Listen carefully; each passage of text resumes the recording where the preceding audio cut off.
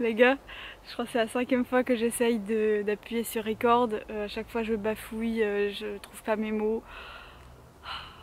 Souhaitez-moi du courage, cette fois c'est la bonne. Aujourd'hui on va parler de bonheur les gars, ok? Alors voilà, c'est un mot qui me fait très peur personnellement là. Je sais pas qui je suis pour vous dire salut, coucou, on va parler de bonheur aujourd'hui. C'est extrêmement intimidant pour moi, mais c'est juste pour dire que bah voilà, aujourd'hui bah, c'est le thème, hein, on va pas se mentir. Et aujourd'hui je voudrais parler d'une idée par rapport au bonheur, c'est tous les mythes et toutes les chimères, en fait tous ces trucs qu'on croit vrais mais qui sont en réalité que des mythes, j'ai pas d'autres mots, par rapport au bonheur, et comment ça peut nous mener à totalement nous égarer sur le sujet. Bref, c'est un sujet qui m'a passionnée dernièrement et du coup j'avais envie d'en parler dans une vidéo, ok?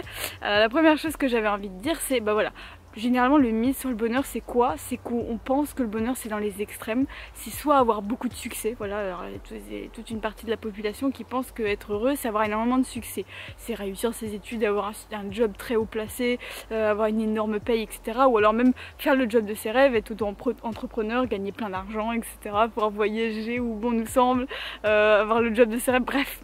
Peu importe ce que c'est votre idée du succès, mais en tout cas ce succès matériel, c'est-à-dire que vous gagnez de l'argent comme vous le souhaitez et vous pouvez le dépenser comme bon vous semble, vous avez des horaires qui sont libres, enfin bref, votre image à vous du succès.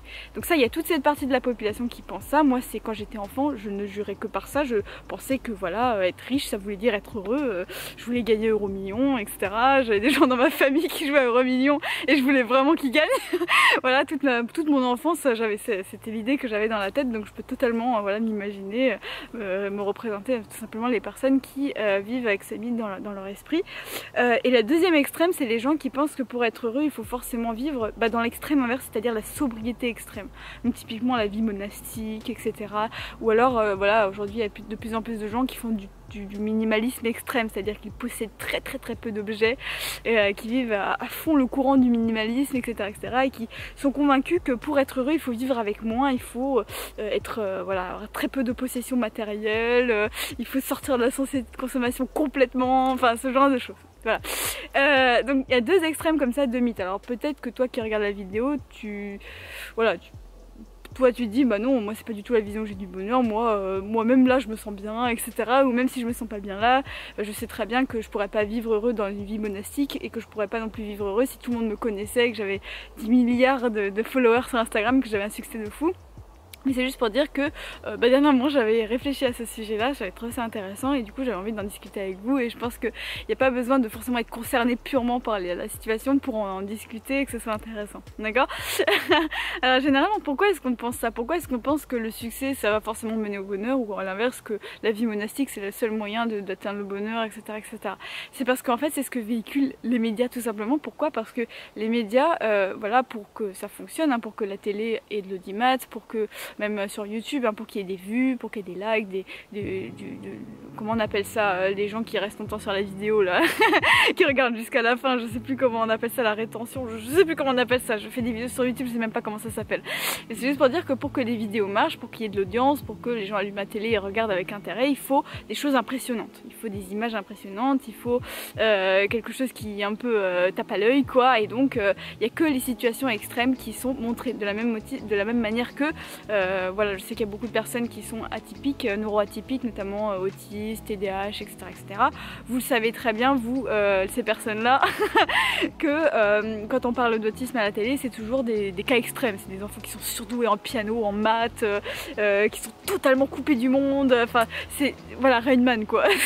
C'est des extrêmes, et c'est pour ça qu'on a l'impression qu'on représente que les clichés dans les médias. C'est parce que tout simplement les médias ne s'intéressent quasiment que aux cas extrêmes, parce que c'est ça qui fait des vues, c'est ça qui fait de l'audience, c'est ça qui fait que les gens vont cliquer, regarder, etc., être impressionnés, bref.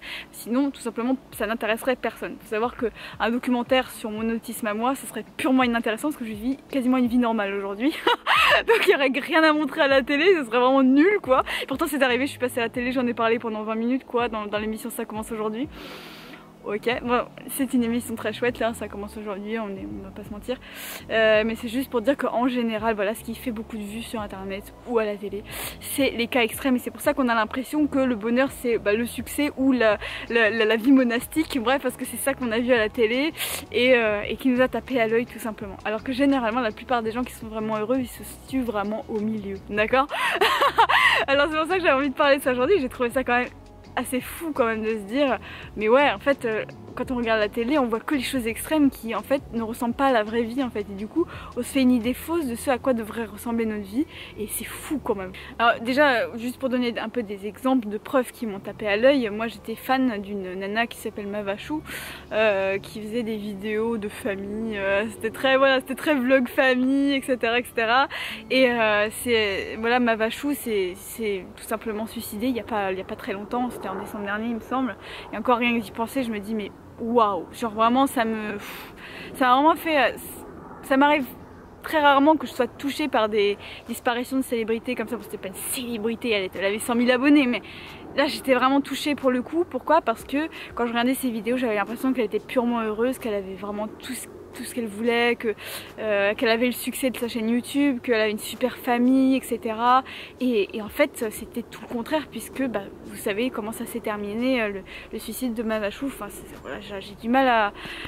Voilà, c'est un petit peu, je dis, c'est un sourire un peu nerveux que j'ai là évidemment, vous comprendrez, mais c'est juste pour dire que en fait je m'étais complètement trompée. C'est là que j'ai réalisé à quel point j'enviais cette femme et en fait j'avais pas à l'envier parce que j'étais bien plus heureuse qu'elle tout simplement. Et voilà, c'est là que je me suis dit mais attends, c'est une claque quand même. C'est une claque de fou, ok? Ça c'est pas par rapport au succès, quand vous regardez les documentaires sur les personnes qui ont du succès, je dis pas que le succès rend malheureux, bien sûr que non. Je connais des gens qui ont énormément de succès dans la vie, qui sont extrêmement heureux, et notamment aussi parce qu'ils ont du succès, on va pas se mentir. Mais c'est juste pour dire que le succès, c'est pas ça qui fait ton bonheur. Le succès c'est le fait d'aimer ton travail, c'est le fait d'aimer tes proches, c'est le fait de savoir ce que tu fais avec ta vie et d'aller où tu veux dans ta vie. C'est ça le fait d'être heureux, ok?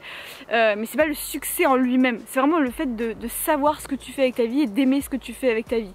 Et peu importe si tu as du succès ou non en fait finalement. C'est toujours mieux si tu en as évidemment, mais il faut savoir que c'est pas le succès en lui-même. S'il suffit d'avoir du succès pour être heureux, ça se saurait. Et Mavachou ne se serait pas tout simplement suicidé. Je suis désolée pour ceux que ça peut trigger le mot suicide. J'ai toujours un peu peur sur YouTube d'utiliser ce genre de mots. Mais bon, voilà, malheureusement c'est la triste vérité aussi. Hein. Voilà. Et la sobriété, parlons du cas extrême inverse, il y a beaucoup de gens qui se disent bon bah voilà j'ai tout compris, faut vivre comme les moines, faut vivre le minimalisme extrême, etc., etc. Il y a de plus en plus le minimalisme, ça a été une énorme mode sur les réseaux sociaux et même moi ça m'a beaucoup intéressée, même moi j'ai appliqué beaucoup de choses, beaucoup de principes du minimalisme dans ma vie qui m'ont vraiment beaucoup apporté aussi. Je dis absolument pas que le succès c'est mal, que le minimalisme c'est mal, au contraire il y a des choses à tirer des deux en fait, et c'est ça justement que j'avais envie de partager dans cette vidéo, c'est que généralement le bonheur pour la plupart des gens, et je dis pas que c'est pour tous, il y a des gens qui vont retrouver leur bonheur que dans le succès, il y a des gens qui vont retrouver leur bonheur seulement dans la vie monastique, ça dépend de chacun, chaque personne est différente, mais la plupart des gens du commun des mortels, on trouve notre bonheur dans l'entre-deux, c'est-à-dire dans le fait de se dire ben voilà, je repose pas mon bonheur sur le succès et je repose pas non plus mon bonheur sur le fait de rien posséder. Je sais aussi parfois dire allez je vais me faire un petit plaisir, je vais m'acheter un petit objet qui me fait plaisir, etc. Je vais aller faire un peu de shopping ce genre de choses, ok? Voilà, il y a beaucoup de gens qui disent voilà, consommer c'est mal, acheter des nouvelles fringues c'est mal. Il y a de plus en plus de vidéos qui s'appellent pourquoi j'ai arrêté d'acheter des vêtements, enfin vous voyez, alors que ça peut être super sympa de faire une séance de shopping, je suis désolée, des fois voilà, après le boulot je rentre dans une boutique et je m'achète une robe, cette robe en fait partie et je suis super heureuse de porter cette robe, ça me fait plaisir au quotidien les gars, et c'est ça que j'avais envie vraiment de partager, de dire mais attends, mais en fait le bonheur généralement il est dans des choses extrêmement simples et qu'on montre pas dans les médias parce que tout simplement c'est pas impressionnant, c'est trop banal, c'est trop vie de tous les jours, c'est trop, on connaît déjà, on a déjà vu, et du coup on cherche pas le bonheur au bon endroit, ok? Enfin ça m'a énormément intéressée de parler de ça. Alors évidemment je suis pas un gourou quoi, je sais rien en fait, je suis juste mésange là, j'ai quoi, 3000 abonnés, même pas, j'ai 2500 abonnés. je suis personne, mais c'est juste pour voilà, discuter ensemble les gars. Je sais qu'on est une communauté qui aime discuter entre nous, etc.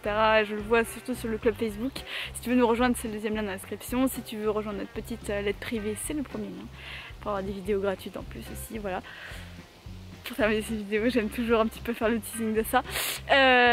Mais voilà, je trouvais ça super intéressant, j'étais très heureuse de parler avec vous. On se retrouve très vite pour un nouveau contenu, je vous prépare plein de petits trucs pour l'automne sympa, des petits vlogs cosy, des trucs qui font plaisir, des trucs vraiment agréables, hugueux. Les gars, en ce moment ma passion pour la Norvège,